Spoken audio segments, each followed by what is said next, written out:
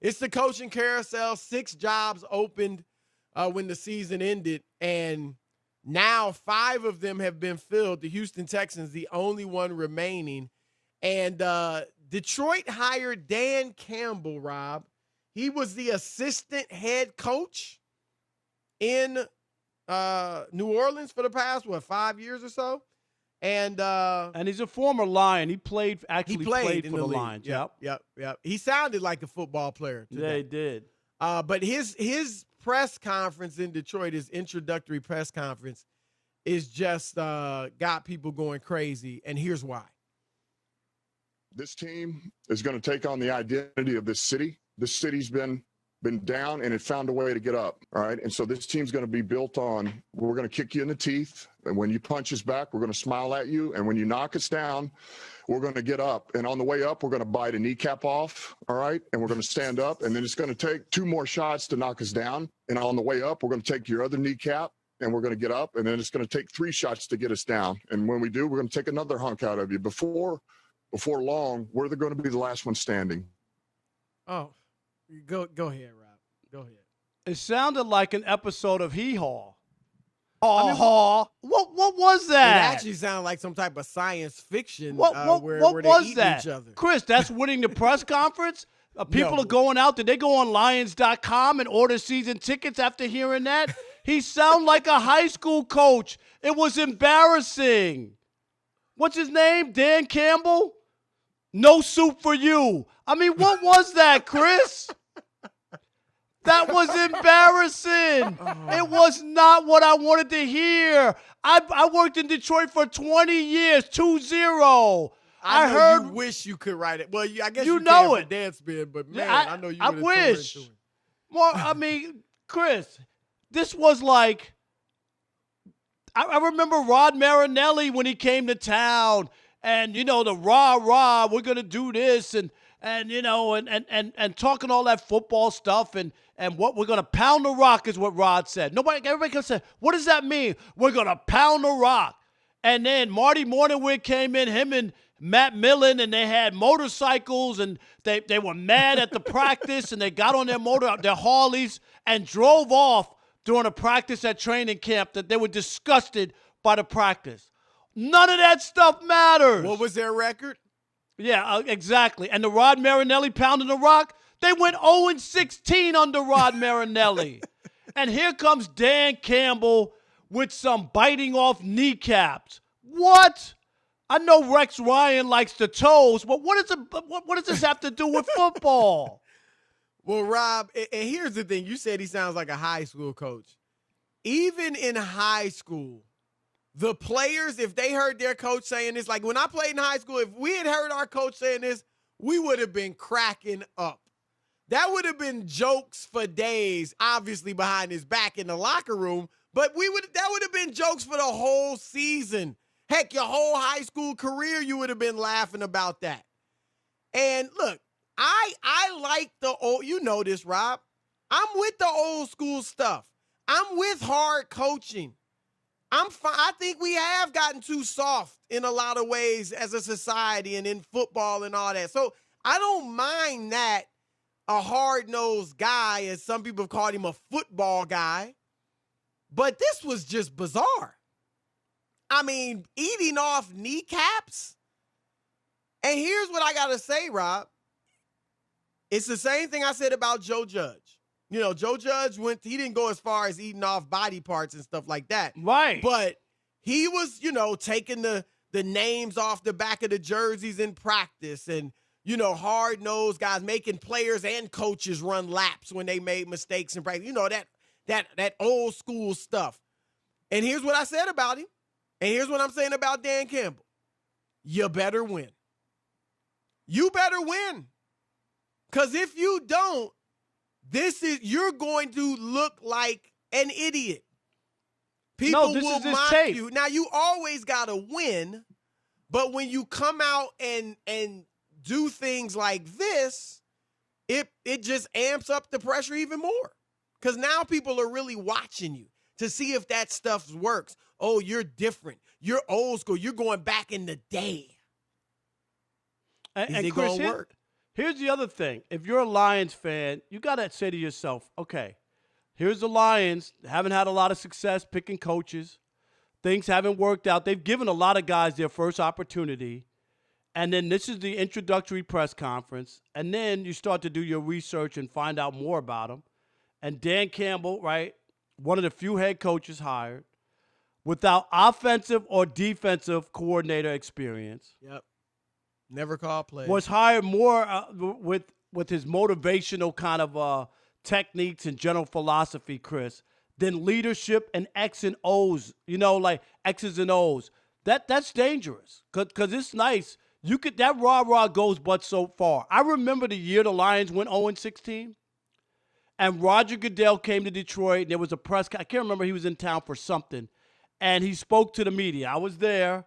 And I remember Roger Goodell like ranting and raving about Rod Marinelli, and his speech was so. I just spoke to Coach. His speech was so fire. He fired me up so much I wanted to strap on a helmet. And the Lions went 0-16 that year. So you're right, Chris.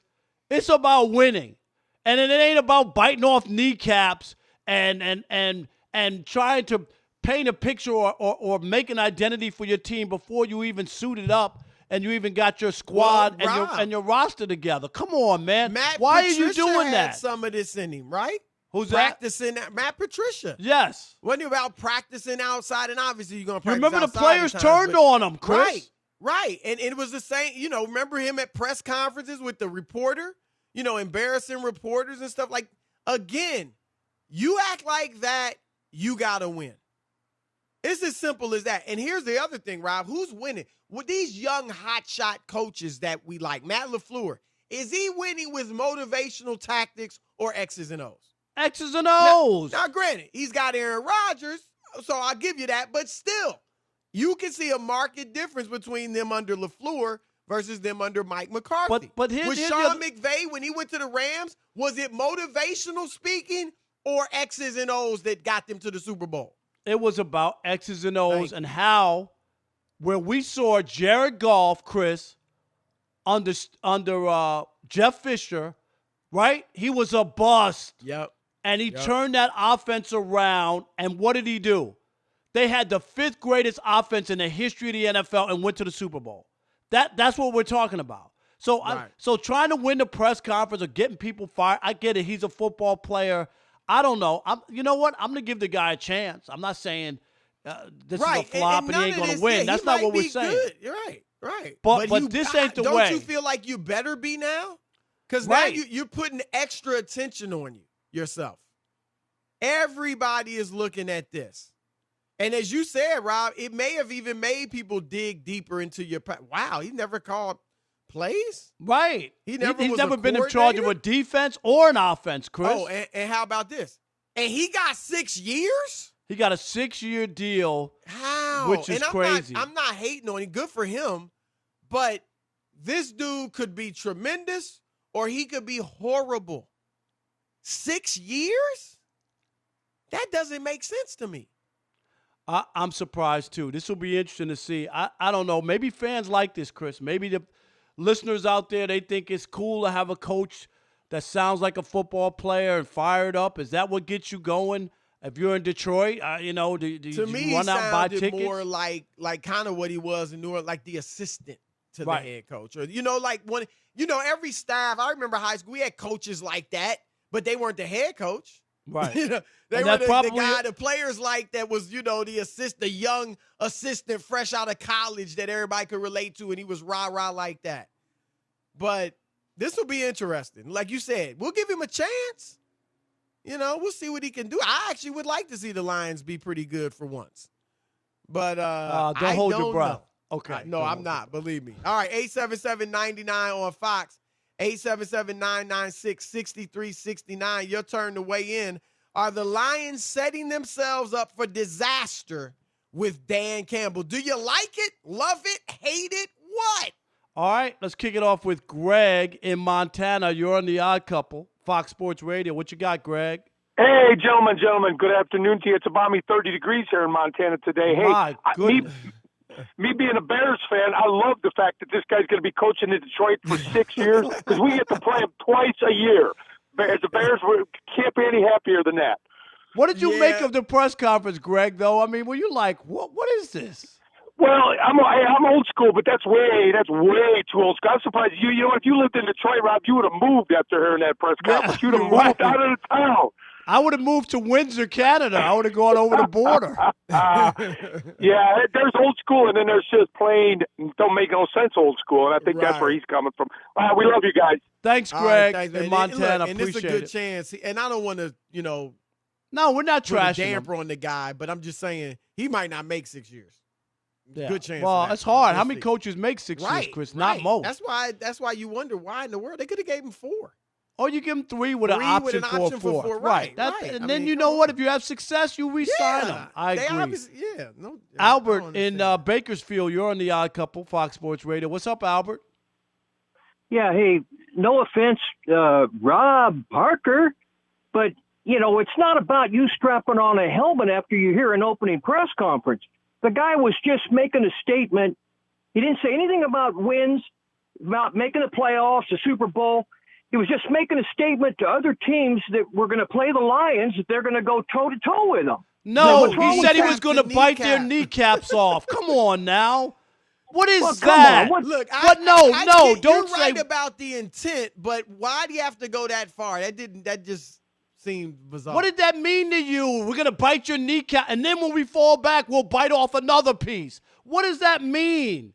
Tell me what that has to do with football. It means you're going to be in for a damn fight. Look, he got, I was a little graphic, okay, but I mean, it didn't really bother me as a football fan. I get it. I get it. I said he just better win. You just better win. That's all this is. Because if you don't, you're going to be a laughing stock. Now, you got to win anyway. Right. He could have been up there and said all the right things. It just puts stuff out there. What if they get steamrolled and give up 45 points the first 3 games? That's your biting of the kneecap? Right. Why? Why do it, Chris? Just say what your philosophy is. We want to play good defense. I like it, right. I like the identity. Like you said, it's a tough, hard-nosed city. That's who we're going to be. But he just went a little too far. If he would have said, it's going to be about defense. That's how you win a championship. And we're going to play defense. You're going to knock us down. We're getting up. We're not backing down. I'm good with that. Yeah. Steve in Texas, you're on the Odd Couple, Fox Sports Radio. What's up, Steve? Hey, what's up? What's up, man? Hey, Rob, man, y'all just struck a nerve with me today, man. I'm a Detroit-born kid. I went to, school in Ipsy, and I'm telling you, man, if you hear a coach talking like that, I don't care where you from. For the brothers' point of view, especially these cats is making money, I know they laughing. And they got to be like, they probably called their agent to say today and ask for a trade. I'm telling you, it's terrible, man. This is terrible. If a coach gets on the level like this, if he gets up there and starts saying he's biting kneecaps, somebody going to think that dude is doing lines in the back room or something. Because, hey, man, that's Didn't crazy. They have a coach in Detroit? That's all I got to say. They had a coach who went to Wendy's with no clothes on. He was looking for sour cream for his baked potato. You know what, Rob? Now it's all beginning to make sense. Hey, Jerome. I just got your little joke. Jerome and Charleston, South Carolina. You're on the Odd Couple, Fox Sports Radio. What's up? Dan Campbell needs to put in concussion protocol, okay? There's no way in hell he'll be there in 6 years. Rob Parker, Chris Broussard, I'm buying you dinner and drinks at your favorite restaurant in Charleston if he's there in 6 years, okay? There's no way. We know we're not getting that meal, but we're not getting that meal. Hey, and the NFL, they need to quit playing with me. You know why they hired him. You know why. Go ahead and say it, Rob. Go ahead and say it. What? A good old boys network? You know why, Robert. Rob Parker, take some truth to him and say why they're hiring these guys. They certainly didn't need another white coach. Right. They got them all over the league. It's only 4% black, the head coaches. Think about that, Rob, 4%. It's ridiculous. He's a sports columnist, NFL sports columnist for USA Today, also host of the Football Jones podcast. You got to check it out. It's a great listen. We welcome in Mike Jones. Mike, how are you, brother? Hey, how you guys doing? We are great. good, man. Great to have you on. And we led off our show just talking about Dan Campbell. and his press conference today. What were your thoughts on it, number one? And then two, if you've been talking to people around the league about it, what was kind of the general reaction from the people you were in touch with? I was watching it in disbelief because I'm like, Eric Bieniemy didn't interview well, and this guy supposedly did. And I'm like, okay, maybe, I'm just looking for something. And then I started getting text messages from brothers who work in the league on various levels, coaches, front office people, scouts, and they're all like, is this a joke? I mean, how can we not get consideration when you got this guy standing up here talking about biting knees and getting punched in the like just unintelligent meathead talk. So it was definitely something that has been very troubling and disappointing and hurtful. I mean, just 5 minutes before I got on here with you guys, I got a text and it was a link to the video, and brother said, "This really hurts." No, I see it. And let's just put it on the table. There's only one job left, and it looks like Eric Bieniemy is going to be shut out, or is he going to get the Houston job? We don't know yet. He interviewed along with a number of other guys within the last several days, but there's still, it's early. I guess there hasn't been any indication. Right now, it doesn't look good for Eric for whatever reason. But at the same time, the Texans haven't made a move yet. We do know that they are desperate to try to figure out something with Deshaun Watson, and Bieniemy was a guy on his wish list. So I guess there's still time. But the other thing is, if you're Bieniemy and you see the soap opera that is the Houston Texans, and you know how hard it is, the short leash that we get, do you want to be a part of this type of organization with so much unrest and so much? So that's the question. But don't you think? I mean, like he's been in he's trying to get a head coaching job. I mean, ultimately, and I get it. You got Deshaun Watson. Yeah. You know, I get it, but I think that I don't think you could turn the job down if you really want to be a head coach and get an opportunity. Mike, do you think that they would? I don't want to cut you off. Go ahead and answer Rob's question. Well, that's what I'm saying. Is like it seems like okay, you want a head coaching job and you've got Deshaun Watson to work with, but I don't know what the you've got to get real concrete confirmation talking to Deshaun to know that he's not going to try to flex his way out of this thing. I mean, this is a franchise that got rid of Jadeveon Clowney, got rid of DeAndre Hopkins, let a character coach come in here and elevate himself up to the top executive. They also made the playoffs 4 out of 6 years. I mean, I get it. And things aren't perfect there, but right. We could talk about that all over the league. Should everybody leave the Jaguars and the Lions and all these other bad organizations? I think it's overblown.